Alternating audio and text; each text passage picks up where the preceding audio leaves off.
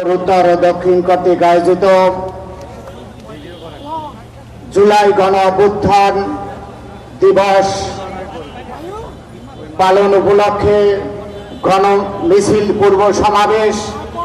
আজকের এই সমাবেশের সংগ্রামী সভাপতি, উপস্থিত কেন্দ্রীয় নেতৃবৃন্দ, নগর নেতৃবৃন্দ এবং সমবেত ভাইয়েরা, প্রিয় ভাইয়েরা আমার,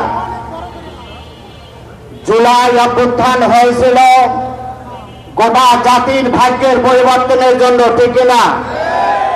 কিন্তু ভাগ্যের কোনো পরিবর্তন হয়নি, বরং যেই লাউ সেই কদু, ঠিক না? প্রিয় ভাইরা আমার, যেহেতু আমরা রক্ত দিয়েছি আর আল্লাহ পাক বলেছেন কোন জাতি যদি নিজেদের ভাগ্য নিজেরা পরিবর্তন না করে, আল্লাহ তাদের ভাগ্য পরিবর্তন করে না। সুতরাং ভাগ্য পরিবর্তনের খেলায় যখন অবতীর্ণ হয়েছি, ভাগ্য পরিবর্তন করেই যাবে ফিরবো ইনশাআল্লাহ। আবার আরেকটি কথা বিএনপিকে স্মরণ করাই দিতে চাই, অভ্যুত্থান কখনো বলে 3 তারিখ গুনে আসে না, ঠিক না? যখন জুলুম হয় তার বিপরীতে অভ্যুত্থান হয়।